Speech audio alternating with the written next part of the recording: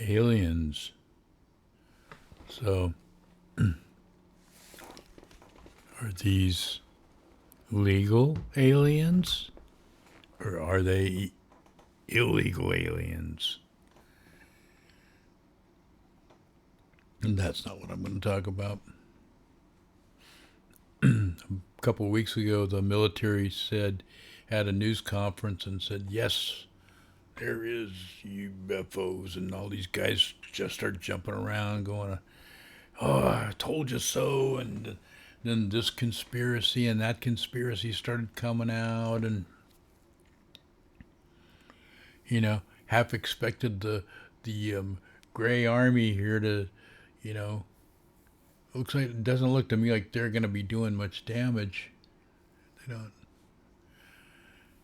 They don't have a. They don't. They ain't got nobody. You know, he's got a big head. No. So, and another thing that. So what I'm going to do once I get around to it is I'm going to tell you my theory of what I think happened in Roswell, New Mexico. Because most of the UFO stuff, other than sightings and things people see, or say pilots have seen, things like that. Pretty much most of the conspiracies stem from the whole thing that happened in Roswell, New Mexico. I don't think that was Area 51. I think Area 51 is up in Nevada. I get them all mixed up. There's White Sands and there's Los Alamos and there's that Cheyenne place up in Wyoming.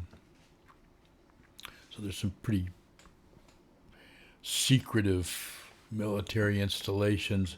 There's probably military installations that actually we don't know the name of, and that's not a conspiracy. That's probably just actually the truth. Anyway, so the military's just said what they've always said. Yeah, we have official unidentified flying objects sightings, which means it's in the name. They can't identify the object. That's all that means. They're not saying what kind of objects. They didn't admit to, yes, there's aliens. Nothing like that. It was just, same old as far as I'm concerned. I didn't see any difference. And some of these things I've been listening to. Poor Mt.Shasta. Jesus, I think there's 2 or 3 different kind of aliens living underneath Mt.Shasta, and Bigfoot's roaming around the top of it somewhere. And you would think that everybody that skied there and hunted around there and hiked around there and mountain biked around there and fished around there for hundreds of years, white people that have done that, there would be some evidence.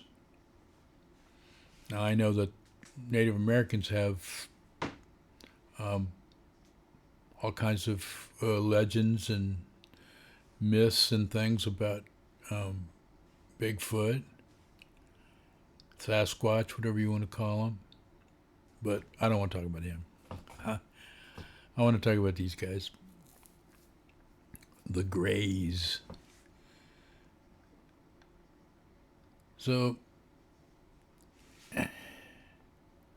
my theory is pretty simple, really. And this goes back to me having conversations with my father years ago about flying saucers. So, the Germans had built prototypes of flying saucers, and they were experimenting with them during World War II. And this is pretty common knowledge. They had these sphericals. They couldn't get them to fly very well. Now they probably could. Now there's probably the technology, but I think, there's better shapes for flying. So after World War II, and this was in a conversation I was having with my father about, I believe it was called Operation Fishhook, where we brought all these Germans, kind of imported them into this country after World War II, and a whole lot of actual registered Nazis as well, and not just a few. I mean, there was thousands. And, the war in the Pacific hadn't ended, so we were trying to get the A-bomb, the atom bomb, ready,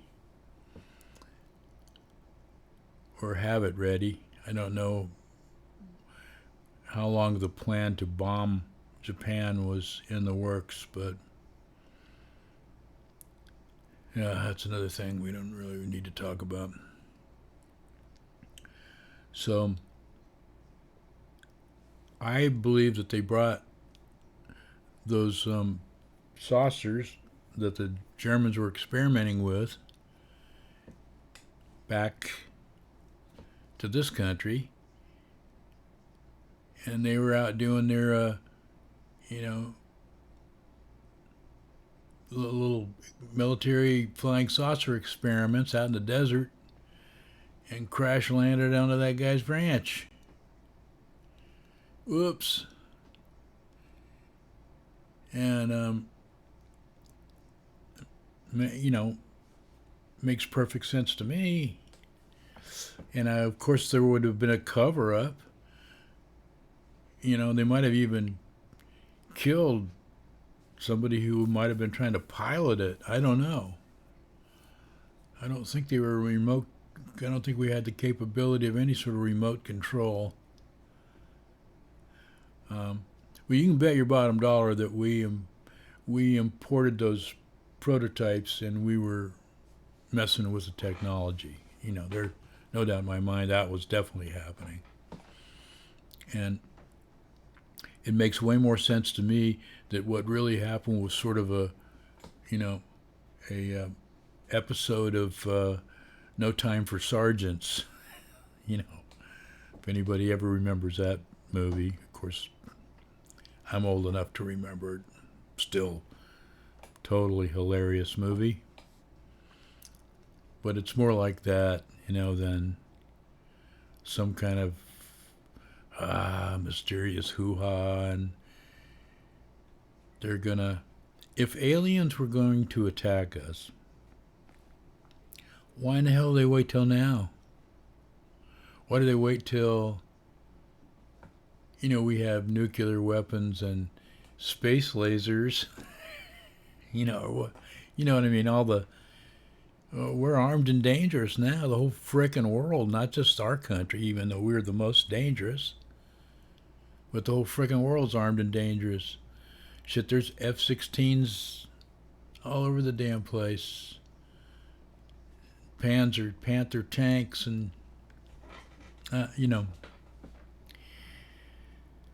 So it all seems silly to me, the whole thing, And the other part of it is just mathematically,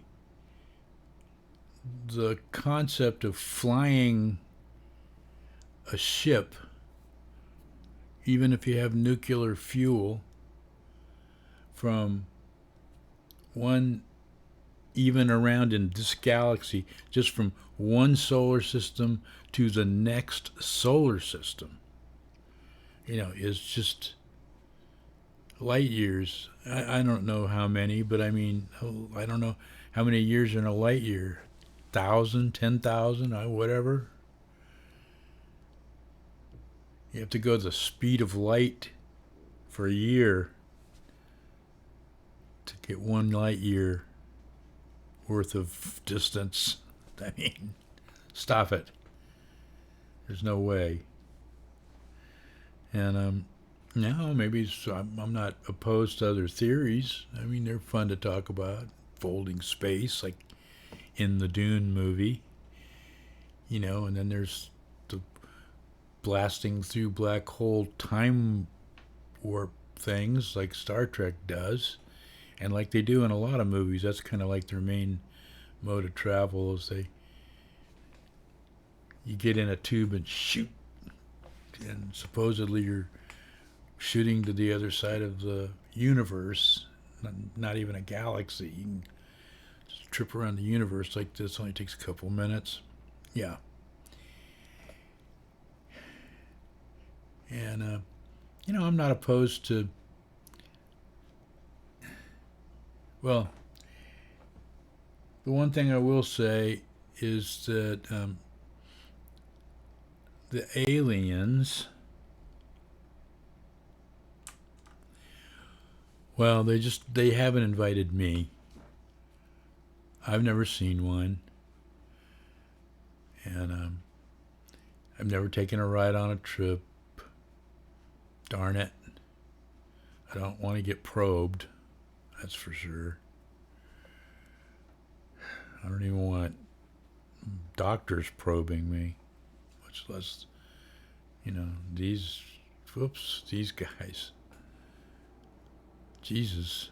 Let's think about that no, I don't want to think about that.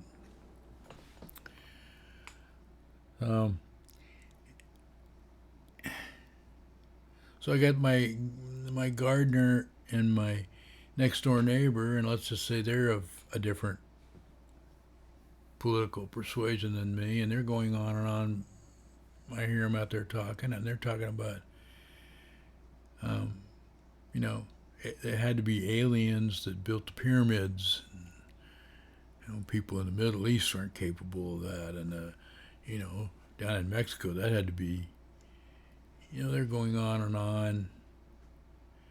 And I go, what about the big pyramid? I said, what do you think about Cahokia? Big pile of dirt. They didn't even know what I was talking about. So, it's just absurd to think that humans don't have the capability of doing those sorts of things, and we have to invent little gray guys with big eyes in order to accomplish those tasks. Disappointing.